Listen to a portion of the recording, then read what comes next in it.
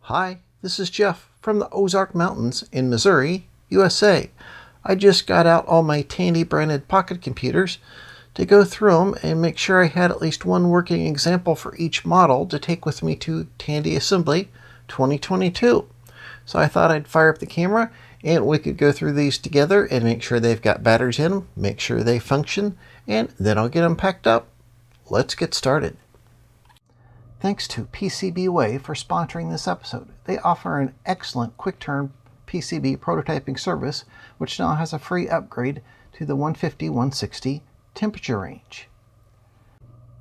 They also offer a wide range of services that allow you to go from idea to a finished product, including CNC machining, 3D printing, injection molding, PCB assembly. Go on over to PCBWay.com/OEM to find out more. For fun, I thought we would go through these in reverse order. So we'll start with the Tandy PC-8, which was the last of the Tandy Pocket computers. And this is actually a Sharp PC-1246, which itself was kind of a cost-reduced Sharp PC-1250, 1251. And this is actually a nice little unit. It's really tiny. It'll actually fit in your shirt pocket. And the keyboard feels reasonably good. Although the alpha keys are kind of small. As you can see, this one works. No worries. It does need cleaned up a little bit, but this is in the mostly done file. See, this has got a little wear on the back, but otherwise it's in pretty good shape.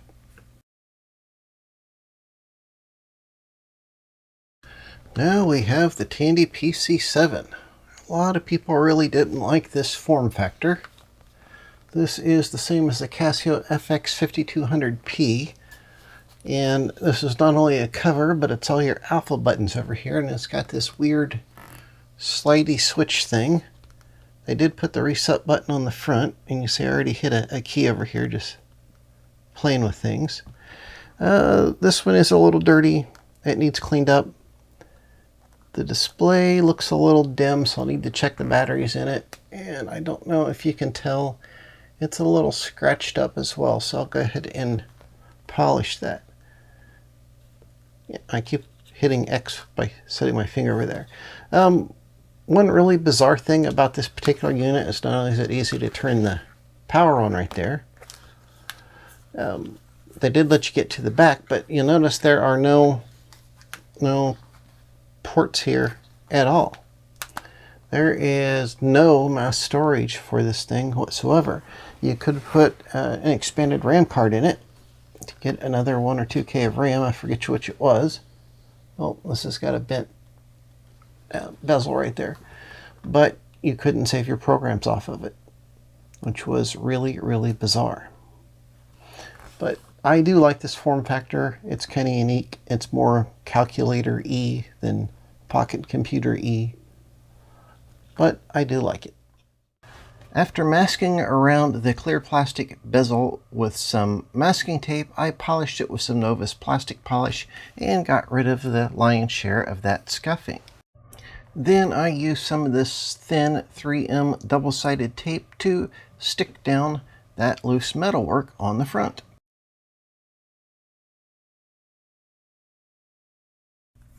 Okay, the Casio PC-5 and PC-6. These were made by Casio. These are the Casio FX780 and 790p. And essentially these guys were the same. The PC-5, which came out first, which is like the Casio FX780p, used the old style Casio 4-bit RAM, and that was really long in the tooth by this time. So Casio came out with a chip to convert the Casio 4-bit bus to use standard static RAM and 8-bit static RAM, that is, and the PC-6 was born. So you'll find the PC-6s are plentiful in the wild. The PC-5s not so much because they weren't sold for very long. They're a little harder to come by. I did find this one The latch was busted. This is a very common failure. I've got another parts machine here, and you can see the latch is busted on it. But I 3D printed one. It works. There's no batteries in this one. There is in this one. These have a beeper bit onto them, which was always annoyed me. I had one of these in high school I bought at Radio Shack and thought it was the greatest thing in the world.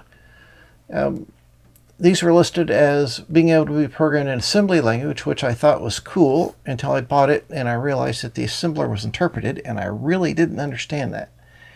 Until a few years ago when I realized that the assembler on these Japanese computers was designed as a teaching aid, and they use these in technical schools and colleges and things like that to teach programming. In that context, it makes a lot more sense. So as you can see, I really like the PC-6. I've got a few that I've acquired over the years. I may sell off an extra one or two at the show. So I'll go through these, make sure they have batteries and they're cleaned up and whatnot. Really nice unit.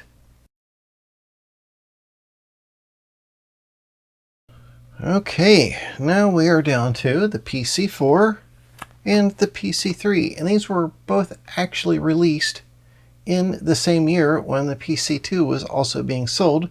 These were just lower cost options.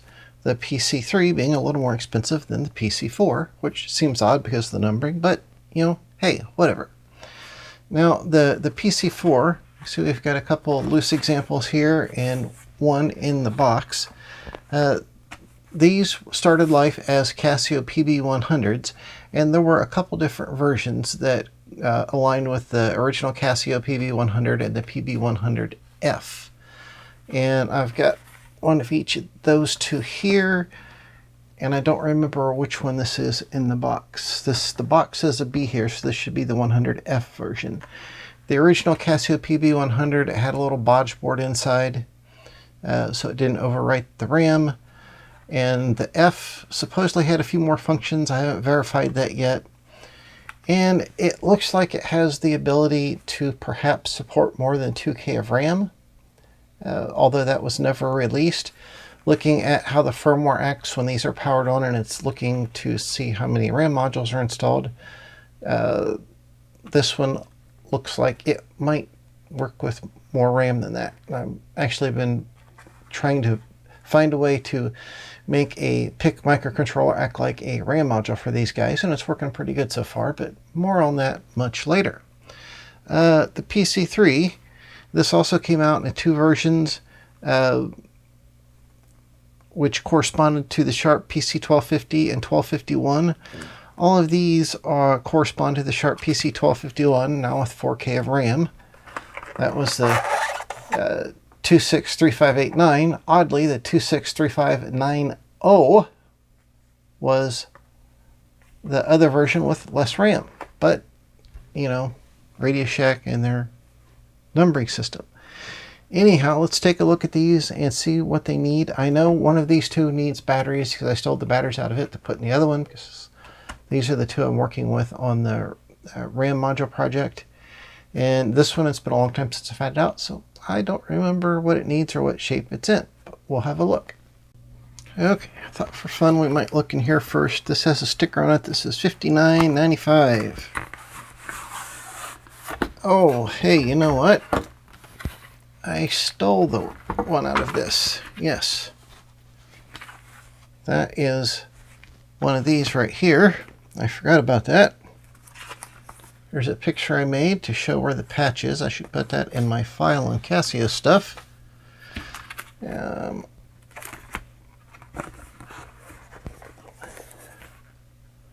Programming guide. That's nice. A little owner's manual. And this goes along with, not that one, this one. You notice this is Tandy branded,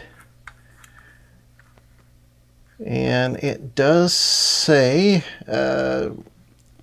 catalog number 263650B. This has a couple CR2032s inside. This one works. I was using it earlier today. And although I don't have my little pick attached, if I go mode 1, it still thinks it's got a RAM module installed. The way these work is when you turn it on, it kind of pulls the RAM modules. And then when you reset it, it'll actually reconfigure the system for how many it found when you powered it on. So because it hasn't been reconfigured, I haven't pressed the reset, it hasn't changed the table that shows the amount of free RAM. So this actually won't work too well as it's sitting here. And this is the older model. This doesn't have batteries in it right now. I need to put some batteries in here. But you notice it has the Radio Shack TRS-80 logo on it. And this says catalog number, oh no, that's batteries. Catalog number 263650, and this is the B. So this one I will put some batteries in. And this one's actually okay. Could probably use the bezel polished up a little bit, but because I'm using this every day, I'm not going to do that right now. I will go ahead and wipe it down. It's a little dirty from being used every day. This one is really, really clean. It hasn't had much use, but I do need to put batteries in it. I want to take both of these with me to the show. So we'll pop this apart and put some batteries in it. Both of these PC3s I have are the same model. The later one with the 4K of RAM. This one I did a video on where we put a new LCD in there. This had a bad LCD glass. There was half a missing horizontal row. I'll put the link to this in the description down below. These LCDs are available, thankfully. Somebody had them reproduced. Go ahead and have a look in here. There we go. Okay. Got our owner's manual. These are nice. Nice tabbed manual. I always like flipping through these. Sometimes the previous owners will leave notes and receipts and things in here. Then we've got the unit itself, and I did not leave batteries in here. It looks like that is good. This one's nice and clean. Do need to put batteries in both of these. This looks like a little quick reference card. So I bet these take 2032s, but I do not remember. Now these have nice chunky M2 screws. No problem stripping these guys out. Ah, yeah, battery corrosion fix. I like labeling these when I'm done with them. Yep, just a couple batteries, and these go in a special way. But you notice it says right here on the lid, one goes upside down. But if you put the lid like that, it shows you right how to do it.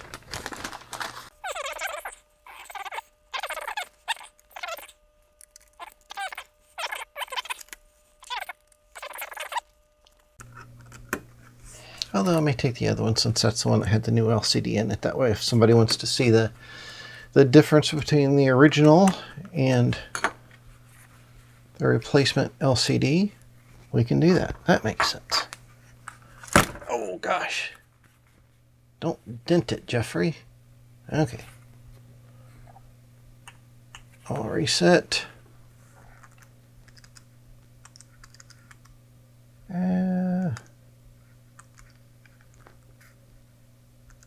Times 55. Yes, 3025. Okay. So everything is working fine. These keys are a little on the smallish side, but they're okay. They work. I think as far as using, I prefer the PB100. This is a little more of a powerful machine. It's pretty small though. And these also had templates. These are kind of stuck in this wallet here. These had templates that you could put a sticker over for like hotkeys, that type of thing. And they give you some so you can make up your own, and you could store them in here so you could write programs that use different hotkeys for things. And okay, is this? No, this is the original LCD. It's a little dark at that angle, and you tip it up so you're more head on, and it looks pretty good. To get it dark, you kind of get the whole thing a little overly dark. That's the range of the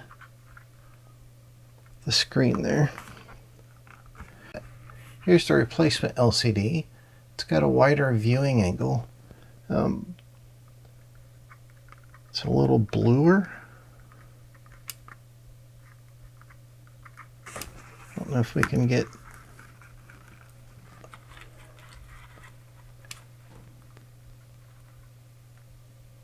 both of these in here. Yeah, I'm randomly pressing buttons. The one on the bottom is the original. The one on the top is a replacement. I think the one on the top actually looks a little nicer. But both will do. Yeah, I do think, looking here in person, I think the one on the top looks a little nicer. I think he did a really good job remaking those. Excellent. Okay, these will get packed up to go to the show. And we've got a few PC4 accessories. This is the cassette interface and the printer interface. These are actually two separate units that can screw together. If you just want to use the printer, you can put your pocket computer on this stand and then it'll line up properly with the computer. It kind of takes up this space over here. There was this storage bag. You could kind of fit everything in. You had, other choices of bags like this. This is the box for the 1K RAM module that was in the TRS-80 branded PC4. And the cassette unit will run on 2 AA batteries. For the printer, you need a wall wart. So this all works. And it looks like whoever bought this originally didn't use these two bags. I'm not even sure what this one is for exactly. It's like brand new. I'm not sure what it fits. This one may have fit just the cassette interface, but this is not really wide enough for this stuff, or maybe just, no, it's not really wide enough for that, so I don't know. Maybe this was for that. Maybe this was for books. It's not really big enough for books either. So if you happen to know what this particular little purse thing was for, let me know. I mean, it's kind of nice. It's all stitched together on the edges and whatnot. But okay, we're done with PC3 and PC4. So we're down to PC2, my favorite. And now, the PC2. This is my favorite pocket computer, I think. It is essentially the same as the Sharp PC-1500, although they have rearranged the keyboard a bit on the Radio Shack version. This was the only one of Radio Shack's pocket computers that I believe the keyboard differed on from the OEM version. I kind of like the Sharp better because it has the space and enter keys part. When it's like this, I always had a tendency to hit space when I went to hit enter and vice versa. But some people prefer the other one. Otherwise, they are essentially identical. This processor, it's an 8-bit processor, the Sharp LH5801. It is not a Z80. It is not Z80 compatible. That's a rumor. It can directly access up to 128K with some bank switching. It has a 50-pin expansion connector on the side. It gives you access to all sorts of bus signals and things. It has a spot here where you can insert RAM cards or ROM cards. And it slots into a cassette and printer interface like this. This one is in a Sharp carrying case. Just wanted to show you the difference between this Radio Shack carrying case like this. It's a soft-sided case with different pockets and things in here. And the Sharp had this thing. I kind of like them both. This is kind of nice because it's a hard case. Although I don't suppose it actually offers any more protection than this one does. I've managed to find a few different pieces of software that were available back in the day for the PC-2. We have PC-2 games. These are on cassette. There we go. Catalog number 263702. So they came on cassettes like this. Like that, a couple cassettes in there. A nice little colorful pamphlet. Tells you about the different things. And we also have PC-2 Math 26-3709. And PC-2 Games. It's a duplicate of the first one we looked at. And I think the PC-2 line was the last one that they actually offered dedicated software through Radio Shack for. This is the elusive RS-232 interface for the PC-2. This is the same as the Sharp CE158, except the CE158 had a parallel port connector up here too, and the Radio Shack version was just serial. Now this one works. I have installed a new battery pack in it. This works fine. And of course you've got your adapter. There was an RF cable type thing here, just a noise suppressor. If you want to use the RS-232 interface by itself with the PC-2, you slip this guy on here.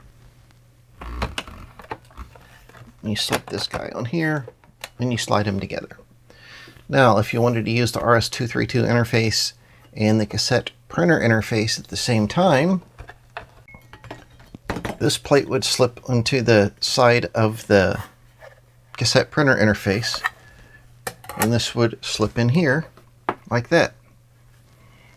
I imagine they went to all the trouble of having these big metal brackets because of this 50-pin connector. And you can actually still get a connector like this, which will work today. And this is a box that the 8K RAM module for the PC-2 came in. You can see this was $159 for 8K of RAM back in the day. I think this module is not in here. Yeah, the module's not in here. It's in one of the computers. It is a 263616. Few rolls of printer paper, and just a little while ago I found this guy, a new inbox RS-232 interface. So this little tab here is ripped off, but that's the only thing that's not original. It came with overlays for the terminal program, some screws, your metal plates are in here, and then the rest of the good stuff is in here. We have a power adapter. This is the interface box. Now, I haven't done anything with this one yet. It will need a new NiCad pack installed. And recently I'd also got this Sharp version, the CE158 from Japan. It was really corroded inside because of the NiCad pack. I took it apart, I cleaned it up, I built a new pack, and the computer recognizes it, but it doesn't fully work. So what I will do is I will take the pack out of this, I will put in this one, and make sure it works. That way I can take this to the show, and sometime later in the future I will try to figure out what is wrong with this one. How exciting is that? RS-232 interface that has never been used. So I do need to put batteries in these guys and clean them up a little bit, but these work. Nothing really to do there, as I recall. We will swap out the battery pack in this, and And we also need to install a new battery pack in this printer/cassette interface. I already have one made up for that, so we should just be able to solder it in there and have it work. As you can see, it was working a bit, at least when I got it. And this one is in pretty decent shape. Got a little sticky stuff on it in some places, but we'll get this fixed up so we can have these things working to take to the show. Let's get on that. One common issue with these is the screw that holds the battery door on is missing. This is what the original looks like. It's an M2 thread, but it's got a big head, and it's a flat head. I think they might have done that so you could use a coin or something with it. I have here an M2 Phillips screw that's 5 millimeters long. It's a little longer than what's required. Probably if it was 4 millimeters long, it would be better. But it's not so long that it causes a problem, and that will hold the battery door on there, just like that. So I borrowed that one from this Sharp, and we can see here this has the RAM module installed. And when you do that, there's a little filler plate that goes in right here. And these filler plates get lost a lot too. So I don't know if anybody's come up with a 3D printable version, but that might be a good thing to do. And now this one works. Already turned it on and reset it. The keyboard's looking a little dirty here, so I think we'll clean that. We need to pry off this template that's on here. Clean underneath it. So hopefully we can convince this little template overlay thing to come off of here easily. If I can hold on to the spudger.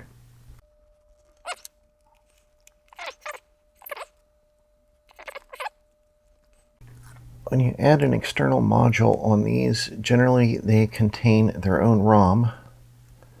So whatever basic commands are needed by that module are included with the module. There we go.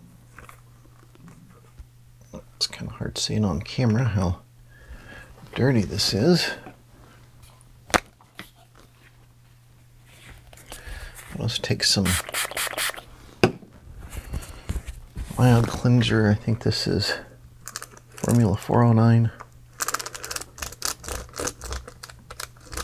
And just give that a good scrub. Then we'll use some alcohol to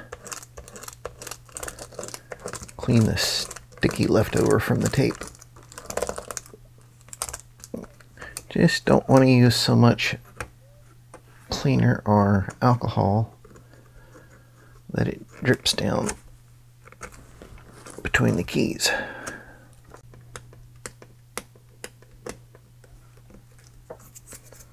One last little piece of tape here. There we go. Now we got all those off of there. Okay, this particular template that was on here was not the RS-232 template. This was the basic programming template. And you could assign your own you could have templates that you can make up on your own for doing your own things with your own programs.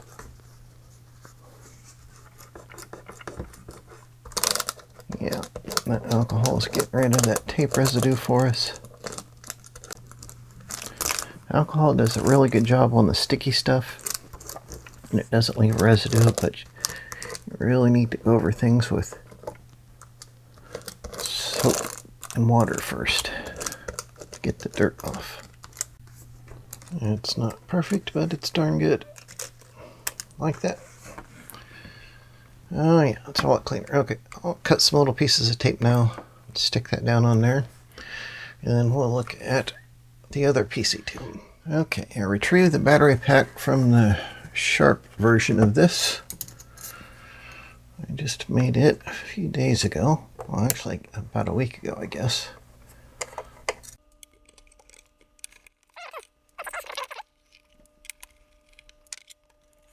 And then I've noticed bodges like this on a few units I've taken apart. So I've had multiple versions of the circuit board, evidently, fixing some problems. This has larger screws. These are like M3 sized plastic screws, whereas the little ones on the bottom cover were machine screws.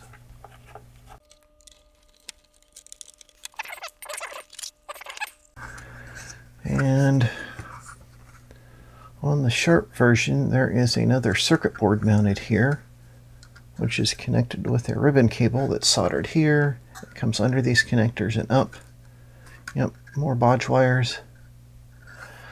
Okay, well, this one's not too badly corroded at all. So, the connector's not really corroded. The corrosion will seep down the wire under the insulation, so I've got to cut it short like that. Solder new bits on it. I don't have replacement connectors for these, and sometimes it'll get into the connector too, and you've got to replace the whole connector. Sometimes you can just soak the connector in some citric acid and it'll clean right up. And it's interesting that the Radio Shack branded ones have a Radio Shack branded battery pack. So, and this foamy stuff is all deteriorated. I'll put a piece of the same type of foam we put on that PC-4 on here before I put it back together. And the battery pack just sits in here like this. And then on the bottom of the case, I'll add a sticker. So I'll put some foam on there and reassemble this. I've made these battery packs using tab cells so I can just solder together. I recently bought a spot welder though, so I can spot weld them, which is much faster, more convenient. Either way will work. So I'll get this put back together and then we will test it out and see if it works. Well, you might guess by the fact that I have our serial interface all torn apart that it did not go well. The PC-2 wouldn't turn on with this plugged in and powered on. With this plugged in and powered off, the PC-2 would turn on. So the PC-2 plugs in here, and this board uses the VCC, the 5 volts from this PC-2 connector to kind of prime the pump, so to speak. It powers the 5 volts of all these chips, and then when you turn the switch on, that turns on this DC to DC converter in this section right here, which makes the plus and minus 12 volts for the RS-232, which gets buffered through these two driver chips right here. And all the signals for the RS-232 come from this RCA UART chip and from the LH5811. So my suspicion here is that since it works fine with this not powered on, the only thing powering this on does is turn on the DC to DC converter. And there is some output from the DC to DC converter, but it's low. So I'm guessing one or both of these driver chips is bad. This is not an uncommon failure for other systems that use these same types of chips.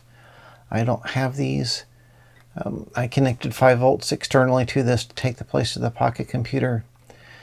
And that kind of confirmed my suspicion. The UART chip was getting a little warm. I think that's just because it's trying to drive these chips, and there's something wrong with these. Sometimes the chip getting warm is not the one with the problem. So since I don't have these, and I really don't have the time to dig into this any further right now, I'll put it back together. And we'll see if we can't get the printer unit fixed, which I can have partially torn apart already. I've got one of these working that I can take with me to the show. And then when I get back, maybe we can have an episode where we fix this one and we fix the Sharp CE158, which is also not working. On to our PC-2's cassette and printer interface. There's a few things that are always wrong with these. With the printer, the pinion gears are always broken. These little gears right here. Luckily, I was able to get some brass ones made for this and use a modified C-clamp to press them on. Just have to pull off this little, take the printer out, pull off this little cover here, pop these gears off, and push the new ones on. I did a video on that, which I'll link to below, so I won't show it here. And I've got a battery pack made up for this, which needs to go in right here, and we'll see how to do that. So the first thing we want to do is separate these two halves. You notice how this shield ground snakes through these two little pegs here and goes up to here. This is also one of the battery clamps. And then the printer unplugs, luckily. The same Alps mechanism is used on a lot of different printers back in the day, and they don't all unplug. So having an unplug is a treat. Now there's just a couple screws, or one screw on this one holding this down right here. And then you pop this whole thing off and change out the gears. Got our sexy new brass gears on both sides of our printer. So now, we'll turn our attention to the battery here. Now, you can, and I'll put this in quotes, remove this battery and run this only on DC power. The original charger for this is 9 volts. It depends on the battery being installed and being a load to help regulate the voltage that goes to the rest of the system. So if you remove the battery, do not use the original charger. This is a 6-volt battery, so use a 6-volt power supply. It's capable of delivering a couple amps, and everything should be okay. It's not a big deal to build a new nickel metal hydride battery pack, so that's what I prefer to do, and then it's still portable. The charge controls used in old battery powered stuff was not very good, and there are some things that if you're in it without the battery pack installed and plug it in, you will blow it up. So here is our battery. It solders on right here, so I'm hoping that I'll be able to sneak the wires from the new pack up here without having to take a lot more apart. So this is minus, this is plus. That's not a very good way to mark that. This is minus, this is plus. There we go. So the first thing we'll do here is add a bit of solder.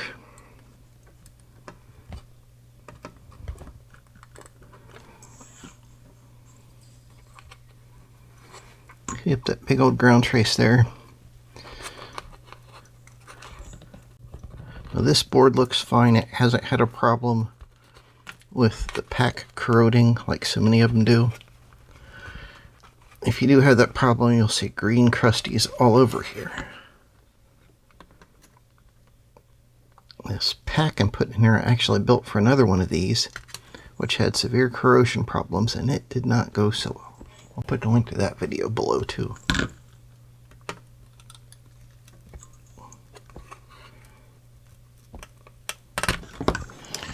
Okay, hold the pack out. Now, you don't want to let the wires on these short together, so I'll tape over them. Actually trim them and then tape them. We'll suck the solder out of the holes.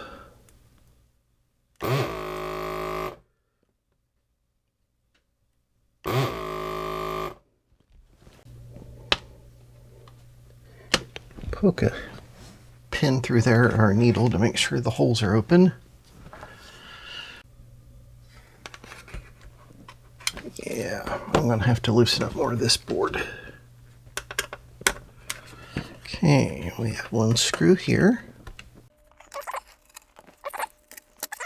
All three I took out are the same. These are for this rear connector right here, so don't loosen those.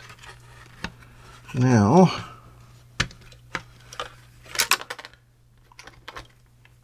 this is what fell out there.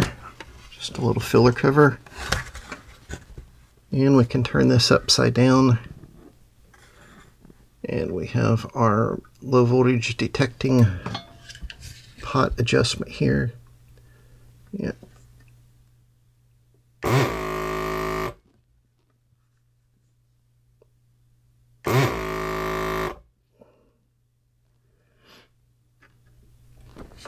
Yep, we didn't desolder that negative hole all the way. Alright. So now, maybe I can hang the board over the edge like this. And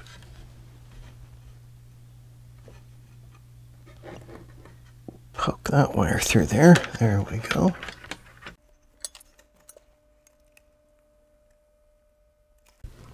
Yeah, I left the iron on there a long time because there's a big pad on this side and even more copper on the other side. And it takes a while to get all that heated up properly. You can kind of watch the solder flow out as you go and get an idea of where you're at. And on the back side of the board here, it is marked positive and negative. So if you forgot to mark it and then forgot which was which, you can just look at the board.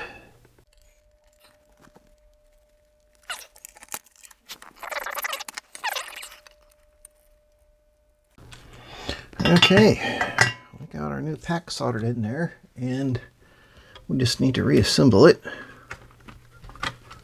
So 3 screws. This is the ground strap that went to the printer.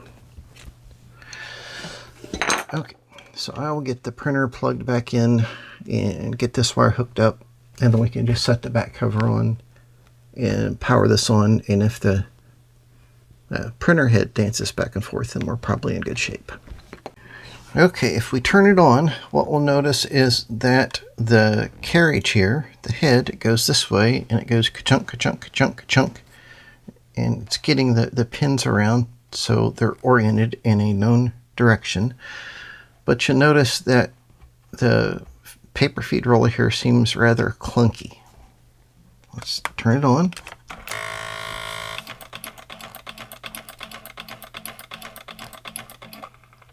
So it's always orienting the black pin up, and it didn't come on. We didn't get any errors. If I hit the paper feed here, just kind of listen. See, our feed roller's not moving. And the problem is there's 2 gears right here.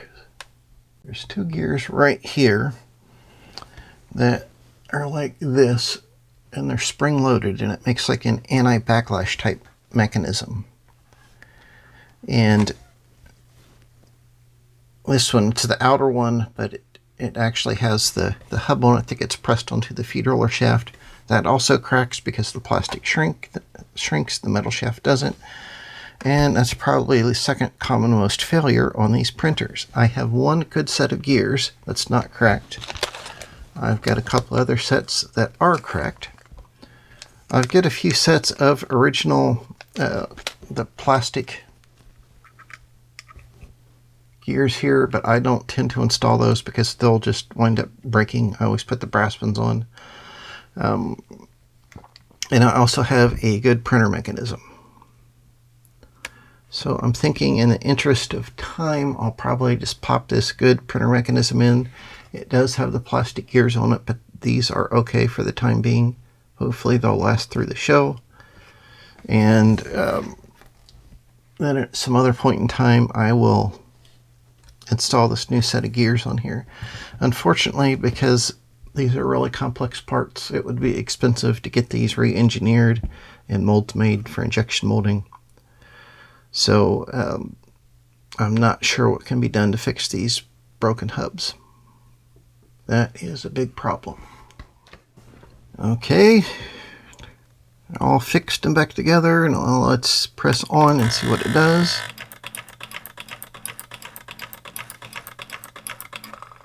And it rotates around fine. I couldn't bring myself to replace the whole printer, so I stole the gear off of here. The spare one I had was a little funky. I don't know, it's not exactly the same type, but it looks almost the same, so I just stole the one off this spare printer mech. To replace that gear right there, you just pull this clip off here, slide this gear off, pop that double gear set off, and push the new one on. That's easy peasy. Those two gears are spring-loaded against each other. And the idea is that they're kind of like this, so the teeth on one gear or the other gear is always contacting the gear that's driving it. That way there's no backlash or slop from the driven gear to the driving gear. But what you need to do is kind of preload that spring tension of that double gear set, and then while holding that in place, push on this gear. It's not that difficult. Then pop your clip back on and you're all set. There's another spring-loaded gear set over here. Luckily, these don't cause as much of a problem because these spin freely on this shaft, and they're also part of the cable drive for the head going back and forth, so that would be a bigger pain to fix. Anyhow, we've got the printer seeming like it works. I'm sure these pins are dead, so I'll put some pins in it and some paper, and we'll try printing. And you notice on this printer there is no on and off button. There's auto echo, so it'll automatically echo or print what's printed to the screen. The remote on and off is kind of a manual on and off for the cassette drive, so if you want to fast forward and reverse, you can turn that on and it'll trigger that. But there's no on and off button. Kind of like our RS-232 interface, you have to have the computer plugged in. It provides 5 volts to this guy, which will help turn him on. Turn the computer off, this guy's off. That was pretty darn clever, even if it does make it a bit of a challenge to fix sometimes. At least I've got one printer going before we go to the show. Yay! We did get the printer printing, as you can see. There was a little problem with the brass roller here that I've circled. It fell off and I had to find it. It was jamming up the mechanism and put that back on, but it works. That is awesome. Well, we finally got our PC-2 related items ready to go to the show. In this case is the printer cassette interface we fixed. I had another problem with that. There's a little brass roller on each side that helps guide the paper. One of those fell off and was jamming the mechanism. I found it and got it popped back on. We did not get what was a new in-box serial interface working. I spent hours looking at that thing before I had an idea of what the problem was. I do have another one in here that does work, so at least I can have that set up so people can play with it. This one in the sharp case I'm not taking. That is much more corroded. It's going to need a lot more time going through it. And we've got miscellaneous stuff, my USB to serial converter and everything in this box. So the point being that yeah, this hobby can be frustrating sometimes. Sometimes things can seem to break faster than you can fix them. But, you know, just take a break and do something else and come back to it, and eventually you'll get it. Here is all the PC-1 related things. Same as the Sharp PC-1211. Yes, both of them need LCDs. I do have LCDs for them. This is the only TRS-80 branded printer and cassette interface I have. And as you can tell by the copious amounts of black tape and feet haphazardly glued on, it is not in very good shape. So the computer with it was pretty beat up too. This one's in good shape except for the LCD being bad. So I did a video on replacing the LCDs, which I'll link to below. I think for fun we'll go ahead and tear apart this printer cassette interface just to see how terrible it is.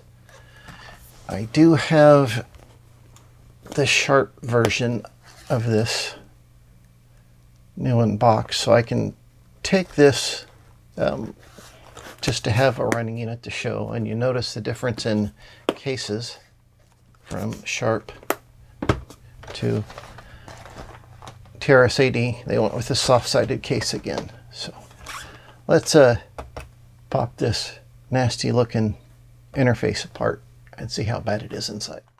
I did install new LCDs in both computers. I'll put a link to a video below where I show that process. The computer that was in the best cosmetic condition doesn't fully boot up. The one that looked like it had been used in a pig pen, I had to completely disassemble it, soak the keys, scrub all the keys. That one actually works fine. Go figure. Well, I think I'm going to start with this thing by trying to get all this tape and sticky junk off of it. Make it a little more pleasant to work on.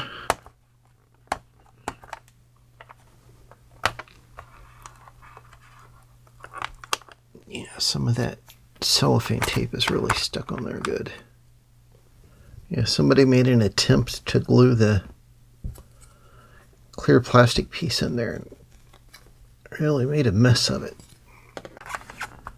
So, oh, there's a whole side broken out of this, which is why they taped it on.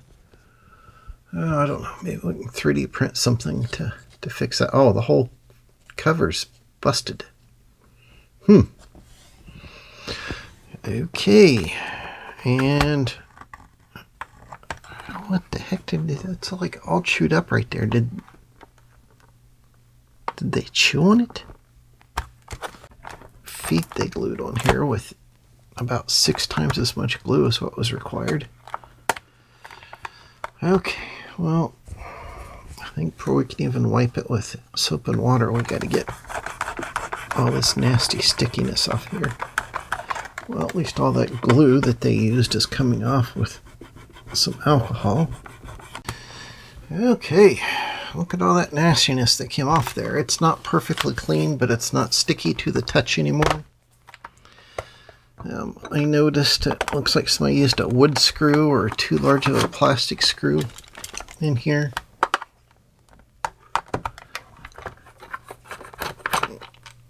There was pencil erasers glued on with what looks like super glue in a couple places. Yeah, somebody made their own battery pack. And they have the ground lead bent down touching the board.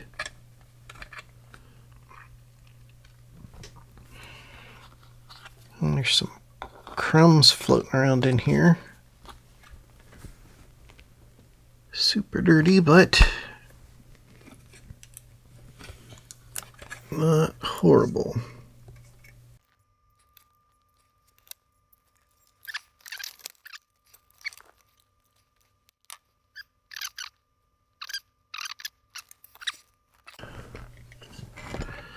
I have another video of refurbishing one of these, so I won't go into great detail because this video is already pretty long. Got something there on that capacitor. So I'm just going to take the board and the printer out of this case, clean it up really good, and start reassembling. And there they used a number 4 machine screw in place of a plastic screw, but at least it wasn't so large it ruined the threads, hopefully. At any rate, I'll get this cleaned up. We will make another battery pack and see how that works out. Well, here we have our printer and cassette interface back together. This thing was so filthy, I had to strip it to bits and soak it in soap and water and scrub it with a toothbrush to get it to clean up. There is a little button on the bottom here with a spring that presses up on the printer. They had taken that spring out or lost it, and they put this wadded up piece of wire in there. So I took a pin spring and made one for that. The cover was all cracked a bit that goes over the paper. I've been gluing that with acetone, but it's missing the whole side here, so I'll see what I can do about that later. And I made a new battery pack. All the wiring to here and to here has been replaced. The corrosion from the battery will travel down the wire, and I had to cut this far back to get into good wire. And if we just close this and turn this on, The printer makes noise, which is a good sign. I also put a little lithium grease on the gears of the printer to help it out.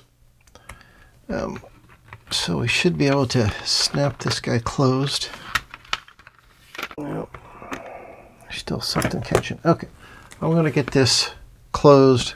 We'll put in the screws that hold the case together. I've got to find one more screw to fit that, and then we will try it out. Well, that's a bit disappointing. The printer unit seems like itself probably works. It's recognizing the switches. It seems like you can advance paper. If you turn the remote switch on, you can hear the relay inside click. It's really quiet, so you might not be able to hear it. If you do C-Save, it turns on the speaker of the computer, but it does not trigger the remote relay. And if you try to set the computer into print mode, it acts like it doesn't know it's connected to the interface. So I don't know if that means there's a problem with the interface on the computer, or there's a problem with the printer side. So I may have to wait till I get this other PC-1 fixed, and then try it so we know which side the problem's on. Come to think of it, I do have that new in-box, this guy here. This is the Sharp version of the same thing. I'm absolutely certain the battery pack in it's dead, and I don't want to build another battery pack for it now, but I wonder if I can get it working well enough to see if this computer at least works. But I think this video has probably gone on long enough at this point anyhow, but we did get most of our Tandy/Radio Shack branded pocket computers working. Most of the accessories work, so I think we did a pretty good job. I did finally get it to print. The biggest problem was operator error. I wasn't understanding how to get it into print mode correctly. Once you turn the interface on and then put it into print mode on the interface and turn the computer on and press the on button on the computer twice more to put it in print mode. The remote relay is a latching relay. Once you trigger it either on or off, it'll stay that way until you power it again to turn it into the other position. I was understanding that. It actually works fine. Then I used a 6mm hollow punch to cut some new rubber feet out of a piece of sheet rubber I happen to have laying on hand, and glued them in with some E6000 glue.